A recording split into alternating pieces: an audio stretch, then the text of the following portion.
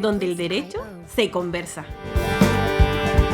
Es un programa de la Universidad Arturo Prat, sede Victoria, región de la Araucanía, que nace como proyecto de innovación docente dirigido a estudiantes y público en general.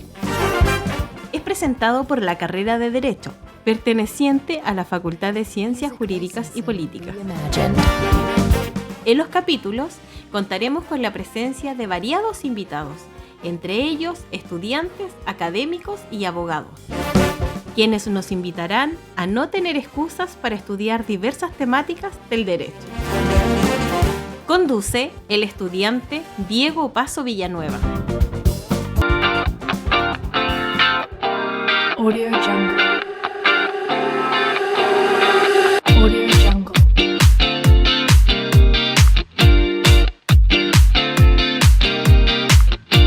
Bienvenidos al cuarto capítulo de Non et Cusat.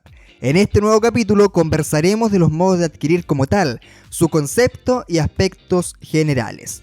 Pero no podemos comenzar de lleno con este capítulo sin presentar a nuestro invitado del día de hoy.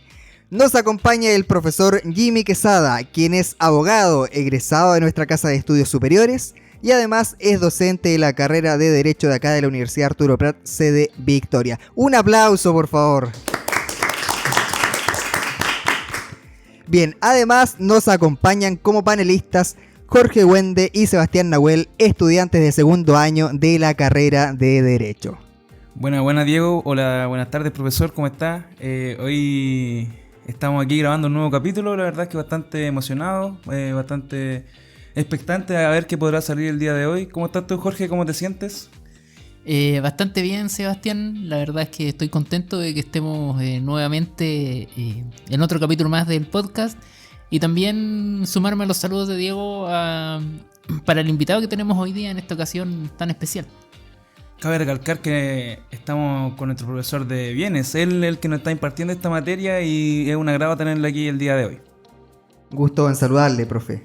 Igualmente, muchas gracias por la invitación, muy contento de participar en esta excelente iniciativa y que conversemos algunas cuestiones relevantes de derecho civil, sobre todo nuestra asignatura que estamos impartiendo de los bienes. Gracias por acompañarnos en esta ocasión, profe. Cuéntenos en qué año ingresó a estudiar la carrera de Derecho.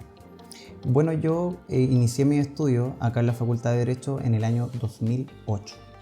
En el 2008, ya han pasado algunos años. Ya, algunos años, claro que sí. Profe, además cuéntenos qué cursos, qué materias imparte acá en la universidad. Bueno, este año acá en la Universidad Arturo Prat estuve realizando la asignatura en el primer semestre de Derecho Familia. Este segundo semestre estoy impartiendo la asignatura de los bienes y también la asignatura de especialización de la mención en Derecho Regulatorio, Análisis Económico del Derecho. Son varias materias, Claro, sin perjuicio que en otra casa de estudio también realicé la teoría general del acto jurídico, contratos, obligaciones y derecho sucesorio. O sea, todo un civilista.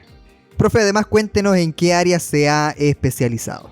Bueno, en mi paso acá por la universidad yo fui ayudante de Derecho Civil, precisamente en la asignatura de los bienes. Además me especialicé, realicé un máster en Derecho en la Universidad de Barcelona y me especialicé específicamente en Derecho de Familia.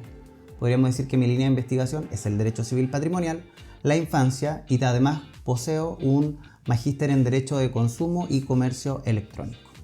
Perfecto, son varios ahí los estudios que ha realizado. Profe, ¿y cuál fue su ramo favorito de toda la malla de Derecho de acá de la universidad? Bueno, Derecho Civil siempre me gustó. En realidad fue la asignatura que más me llamó la atención, sin perjuicio que teníamos que saber Derecho Procesal, o sea, no se concibe un civilista que no sepa Derecho Procesal. ¿Y los ramos de Derecho Público le gustaron o no? No, me haría el Derecho Privado. Ya, maravilloso. Bien, entremos de lleno en la materia de los modos de adquirir. Profe, cuéntenos cuál es el concepto de los modos de adquirir. Cuando hablamos de los modos de adquirir el dominio, tenemos que saber que el legislador no nos da un concepto de qué es modo de adquirir el dominio. Es por ello, entonces, que tenemos que recurrir a la doctrina, ¿cierto? Y cómo nos define la doctrina, que es un modo de adquirir, nos señala que es un hecho o un acto jurídico que produce efectivamente la adquisición del dominio o de otro derecho real. Para efectos de que nuestros auditores vayan interiorizándose con esta materia, no podemos seguir avanzando sin conocer la regulación de los modos de adquirir. Bueno, la regulación de los modos de adquirir el dominio nos tenemos que remitir al artículo 588 del Código Civil, que es una norma que no señala de forma taxativa los modos de adquirir el dominio. Es por ello que la doctrina agrega a la ley como modo de adquirir el dominio. Profe, entonces, ¿cuántos y cuáles son los modos de adquirir?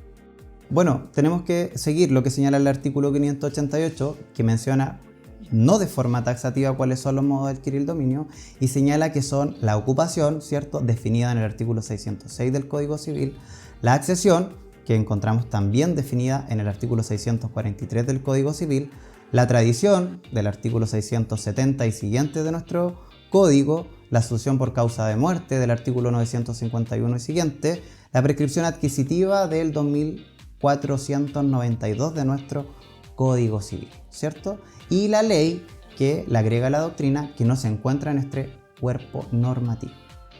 Y entonces, profesor, ¿en dónde encontraríamos la ley como modo de adquirir el dominio? Y si nos puede proporcionar un ejemplo respecto a esta como modo de adquirir el dominio. Ya. La ley es un modo de adquirir el dominio bastante interesante porque cuando vamos a la naturaleza jurídica de la ley actúa como título y modo. Pero ¿en qué caso? Es este caso que está en nuestra Constitución en el capítulo 3 de los derechos y deberes constitucionales, en el artículo 19, número 24, cuando estudiamos la expropiación. Así es. Yo recuerdo esa pregunta, al menos que salía en el cedulario de la prueba que tuvimos anterior a este podcast. ¿Y cómo les fue en la prueba, chiquillos? ¿Bien o mal? Bueno, a mí en mi caso me fue mejor que en la primera, así que bien. Ya. Yo creo que me adhiero a lo dicho por Sebastián. Perfecto. Bien, ojalá que nuestros auditores puedan ir escuchando a atención, a detalle este podcast para que puedan ir estudiando también para las evaluaciones. Sí, porque la verdad que a modo de opinión personal me sirvió bastante repasar los capítulos anteriores para la prueba. Maravilloso, Jorge, maravilloso. Y el profe, que también nos ayuda bastante y ayuda bastante al podcast, siempre les dice a los compañeros, esto lo dijo Jorge en el podcast o esto lo dijo tal en el podcast, así que es importante también que lo escuchen ustedes. O sea, es muy probable que aquí salga una pregunta de prueba. O sea, yo creo que es obligatorio que los estudiantes de segundo año escuchen este capítulo. Claro, y más a nosotros, que nos sirve porque estamos viendo la materia de los bienes, así que cabe el caso. Bien, para continuar con el tema de este capítulo, profe, háblenos un poco acerca de la clasificación de los modos de adquirir. Perfecto. Cuando estudiamos los modos de adquirir el dominio, también estudiamos la clasificación de aquellos, ¿cierto? Comenzamos el estudio con la primera clasificación sobre los modos de adquirir a título originario o a título derivativo, ¿cierto? Los a título originario son aquellos que en virtud del cual se adquiere la propiedad de manera independiente de un derecho anterior de cualquier otra persona. Por ejemplo, esto ocurre de manera clara cuando estudiamos la ocupación, la accesión, la prescripción y la ley. Cuando hablamos de el modo de adquirir a modo derivativo, esto quiere decir que cuando se adquiere el dominio está fundado en un derecho precedente, ¿cierto?, que va a traspasar un antecesor al nuevo dueño. Un ejemplo claro de aquello es lo que ocurre cuando estudiamos la tradición, ¿cierto?, y la sucesión por causa de muerte. Bueno, tenemos entendido también que hay otra clasificación de los modos de adquirir, profesor, que es si son a título gratuito o a título oneroso. ¿Nos podría explicar esta diferencia y hacer la distinción de uno de otro? Claro, cuando estudiamos la clasificación de los modos de adquirir el dominio, en doctrina existe una discusión que señala el profesor Daniel Pañailillo. De hecho, don Daniel considera que esta clasificación de los modos de adquirir el dominio a título gratuito y oneroso considera que son ajenos a esta distinción, porque cuando analicemos la naturaleza jurídica de cada modo de adquirir el dominio, nos vamos a dar cuenta que podemos encontrar que algunos son hechos y otros son actos, y algunos van a tener una naturaleza jurídica mixta. Así es. Y profesor, ¿nos podría dar un ejemplo de alguno que tenga la naturaleza mixta, por ejemplo, de modo de adquirir? Así es, querido Sebastián, cuando estudiamos la ocupación, Por un lado, encontramos que existe un hecho jurídico que va a consistir en la aprehensión material de una cosa corporal mueble, y por otro lado, un acto jurídico unilateral que tiene relación con la aprehensión, que es cierto que debe ir acompañada de la intención de adquirir la cosa corporal mueble. Es por ello que se dice que tiene una naturaleza jurídica mixta, ¿cierto? Porque a la vez constituye un hecho y un acto jurídico unilateral. Muchas gracias, profesor, por ese ejemplo, y atento también los oyentes, que más adelante también veremos la naturaleza de cada uno de los modos de adquirir. Yo justo quiero aprovechar que el profesor está aquí para hacerle la siguiente pregunta, porque hay una clasificación que no me queda muy clara a mí, que dice relación con aquellos que son a título universal y aquellos que son a título singular. Perfecto, don Jorge, gracias por su pregunta. Cuando hablamos de los modos de adquirir el dominio a título singular, se refiere precisamente al modo por el cual se van a adquirir ciertos bienes determinados. Ahí estamos refiriéndonos a título singular. Un ejemplo claro de esto es la ocupación y la accesión, ¿ya? En cambio, cuando estudiamos los modos de adquirir a título universal, nos estamos refiriendo al modo por el cual se va a adquirir, ¿cierto?, la universalidad de los bienes de una persona o una parte o alicuota de ella. Gracias, profesor, ahí me quedó más claro, porque la verdad no quería llegar con la duda al solemne. No sé si me lo hubiesen perdonado. No, está bien, porque para que los alumnos no apliquen ahí el jus chamuyandi. Bien, para continuar con el tema, profe, cuéntenos cuál es la naturaleza jurídica de los modos de adquirir, porque esta es una cuestión que muchas veces provoca problemas a los estudiantes cuando el profesor lo pregunta en la prueba. Ya, cuando estudiamos la naturaleza jurídica ya nos quedó claro respecto de la ocupación, ¿cierto?, que tiene una naturaleza jurídica mixta, y cuando estudiamos la accesión tenemos que entender que la accesión, ¿cierto?, que está regulada en el artículo 643 y siguiente de nuestro Código Civil, es un modo de adquirir, ¿cierto?, de todo lo que una cosa produce o se junta a ella, ¿cierto? Entonces debemos considerar de que la naturaleza jurídica, desprendiendo del artículo 643, es un hecho jurídico. ¿Por qué? Porque la voluntad del adquiriente no desempeña ningún rol importante. Entonces se puede decir que la naturaleza jurídica se ve si es que son mixtos, si son actos o si son hechos. Claro, la distinción es si es que son actos o hechos o tienen naturaleza mixta, inicialmente un hecho o posteriormente un acto. Siguiendo el tema de la naturaleza jurídica de los modos de adquirir el dominio, cuando estudiamos la tradición, ¿cierto?, se desprende del mismo concepto legal del artículo 670, ¿cierto?, que estamos ante un acto jurídico bilateral, porque aquí sí la voluntad, en este caso el consentimiento, nos tiene algo que decir, ¿cierto? Porque aquí se requiere del consentimiento, por un lado, del tradente y también del adquirente. Y en el caso de la prescripción adquisitiva, ¿cierto?, es muy interesante cuando se estudia la prescripción, ¿cierto?, que está al final del código, porque se desprende del artículo 2492 y 2493, ¿cierto?, que tiene una naturaleza mixta, ¿cierto?, porque a la vez es un hecho jurídico, ¿cierto?, cuando hablamos de la posesión, ¿cierto?, por un cierto plazo, y también que es un acto jurídico unilateral. ¿En qué caso? Cuando nos estamos refiriendo a la manifestación de voluntad en el caso del prescribiente, cuando se va a alegar la prescripción. Bien, después de haber analizado la naturaleza jurídica de los modos de adquirir, vamos a ir hilando un poco más fino. Profe, ahondemos un poco respecto de la ocupación. Ya, esta es una materia que a los alumnos no les gusta mucho o les cuesta cuando estudiamos la ocupación y la accesión. Y cuando estudiamos la ocupación, ¿cierto?, nos vamos a remitir al artículo 606 del Código Civil y siguientes, porque nos da un concepto legal el legislador, ¿cierto?, y nos señala que la ocupación, ¿cierto?, por la ocupación se va a adquirir el dominio, ¿cierto?, de las cosas que no pertenecen a nadie y cuya adquisición no es prohibida por las leyes chilenas, ¿cierto?, o también por el derecho internacional.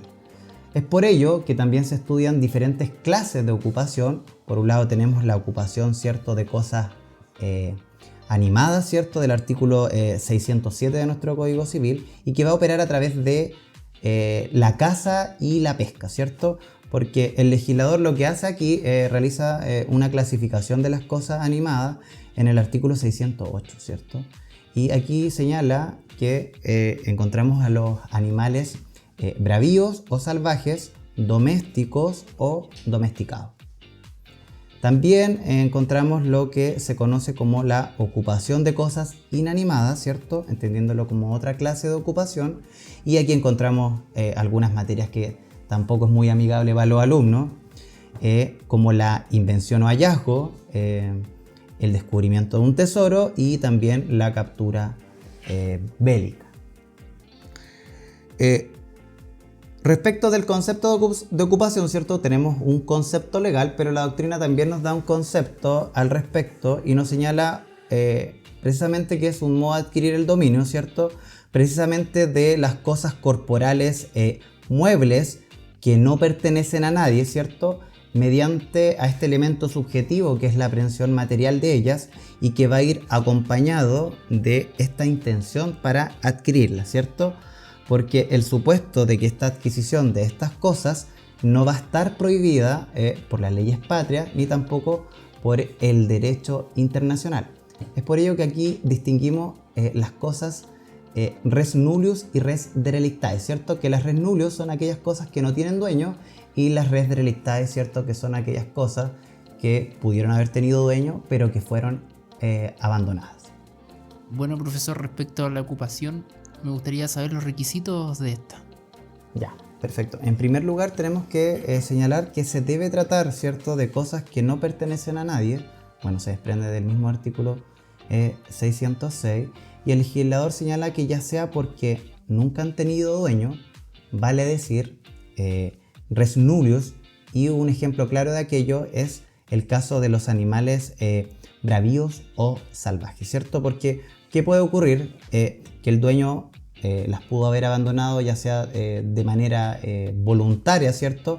Para que la haga suya el primer ocupante. Y aquí estamos hablando de las cosas res derelictae, ¿cierto? Un ejemplo de aquello son los animales domesticados, ¿cierto? Que para recobrar su libertad, o también puede ser la hipótesis del tesoro, o también las monedas que se van a arrojar a la multitud. Estos ejemplos los señala el Código Civil, ¿cierto? Este es el primer requisito de la ocupación como modo de adquirir el dominio. Vámonos al segundo requisito. La ley señala que la adquisición, ¿cierto?, de las cosas no debe estar prohibida por las leyes chilenas y tampoco por el derecho internacional. Y en el último término, en el último requisito, señala la ley que debe existir una aprehensión material de la cosa, pero también con la intención de adquirirla. Bien, volviendo un poquito atrás, el profe nos hablaba un poco del tesoro. Chiquillos, ¿ustedes han encontrado un tesoro alguna vez o se han puesto a buscar un tesoro? La verdad es que no he tenido últimamente mucho tiempo para buscarlo y tampoco he tenido la fortuna de encontrarlo. ¿Y tú, Seba? No, yo tampoco, la verdad. Pero espero que si que me encuentro algún tesoro sea con autorización, porque de eso va a depender si me corresponde o no, o si se debe dividir. Bien, estimados, ya hemos analizado la ocupación, ahora analicemos otro modo de adquirir. Analicemos la tradición y su regulación, aspectos generales y específicos. Partamos por lo básico, ¿cuál es la regulación de la tradición? Profe, ¿qué puede comentarnos respecto de esto? Bueno, algunas cuestiones generales respecto a la tradición. Primero, respecto de su regulación, encontramos que el Código Civil la trata del artículo 670 al artículo 699. Esto es lo que conocemos como el título sexto de la tradición, ¿cierto?, de nuestro libro segundo del Código Civil, y además que se va a dividir en 3 párrafos, ¿cierto? Esta regulación tripartita que tiene, que en primer término habla de las disposiciones generales del artículo 670 al artículo 683, luego se estudia respecto de la tradición de las cosas corporales muebles, que va regulado desde el artículo 684 y artículo 685, y el código también en tercer lugar habla de otras especies de tradición del artículo 686 y 699. El concepto legal de tradición está en el artículo 670 de nuestro Código Civil y tenemos que entender que es un modo de adquirir, ¿cierto?, el dominio de las cosas, ¿cierto? ¿Y en qué va a consistir? Va a consistir, por un lado, en la entrega que hace el dueño de ellas a otro, habiendo por una parte la facultad y la intención de transferir el dominio y por otra la capacidad y la intención de adquirirlo, y lo que se dice del dominio también se extiende a todos los otros derechos reales. Este es el concepto legal que nos da el legislador en el artículo 670. Cuando estudiamos entonces la tradición, es muy importante cuando realizamos la distinción de los bienes muebles o inmuebles. ¿Por qué? Porque nos va a decir cuál es el estatuto jurídico que vamos a aplicar. Cuando hablamos de la tradición de los bienes muebles, se va a aplicar el estatuto jurídico del artículo 684, que se va a perfeccionar entonces con la entrega de la cosa. Y cuando estamos hablando de los bienes inmuebles, el estatuto jurídico aplicable es el artículo 686 del Código Civil, que se va a perfeccionar la tradición de los bienes inmuebles con la inscripción del título en el conservador de bienes raíces respectivos. Bueno, y también con esto, volviendo a la materia que se ve en el principio de semestre, vemos la importancia de lo que es para la tradición, al menos, distinguir si es que un bien va a ser mueble o inmueble. Claro, por eso es muy importante que los alumnos sepan distinguir la clasificación de los bienes. Y la primera que se estudia, de acuerdo a un criterio de desplazamiento, es respecto de los bienes mueble e inmueble.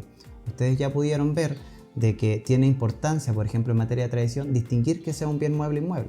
Ustedes también lo pudieron ver en la teoría general del acto jurídico para la procedencia de la lesión enorme.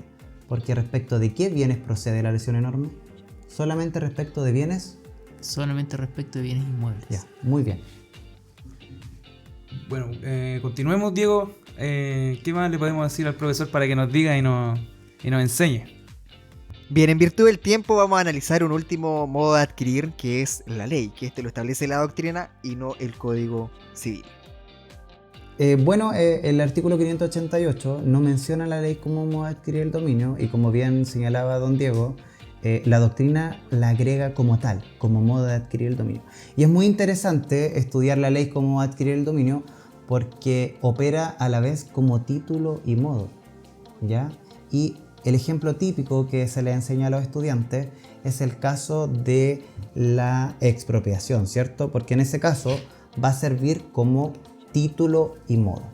También encontramos otro ejemplo en nuestro Código Civil, en donde la ley opera como modo de adquirir, como es el caso en materia de familia, el usufructo legal, ¿cierto?, del padre o madre sobre los bienes del hijo no emancipado, o también el del marido sobre los bienes de la mujer casada en sociedad conyugal, o también el usufructo legal, ¿cierto?, que está consagrado en favor de un beneficiario de una donación revocable, ¿cierto? Existen otras hipótesis, otros ejemplos, por ejemplo en materia de renta depositada en el servicio de tesorería, las no reclamadas por el arrendador en el plazo de 3 años que van a pasar a dominio del fisco. También una ley especial respecto de la sociedad anónima del artículo 18 y de la ley 18.046. Y como también estudiábamos en clase con los alumnos, don Sebastián lo sabe muy bien, que la única fuente de los derechos reales es precisamente la ley, ¿cierto? Porque en virtud de la autonomía de la voluntad no se pueden crear derechos reales, por lo menos en nuestro ordenamiento jurídico.